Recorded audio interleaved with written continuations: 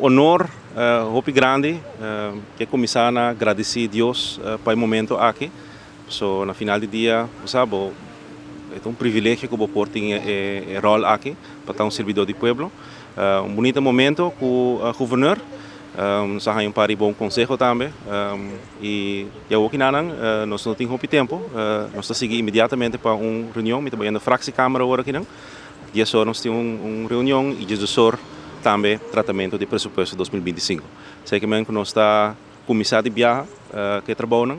Aruba tem reto grande e nós temos agora aqui para dar essa perspectiva nova do parlamento.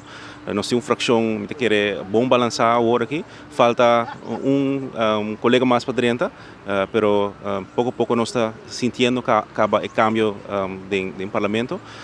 E de agora para adiante nós vai enfocar e um ponto sumamente importante para nós elevar o nível de debate do parlamento.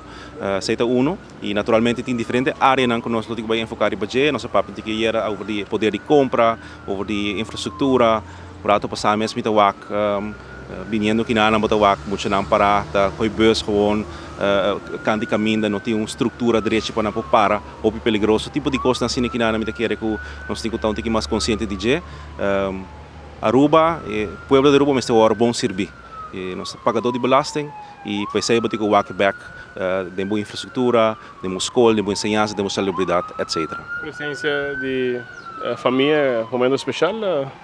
Seguro especial, para sobre que a família é cornerstone de uma sociedade. Me quer que é sumamente importante para nós por lanta família, lanta yunang para por participar de uma sociedade e eu quero para me desejar para me unir para o aquele momento aqui me chega de bisanang dia que dia me lo vai no parlamento e botar para sair de fé e tá bom para não por experienciar que ora botar fé é algo que lo toma lugar também. Danke.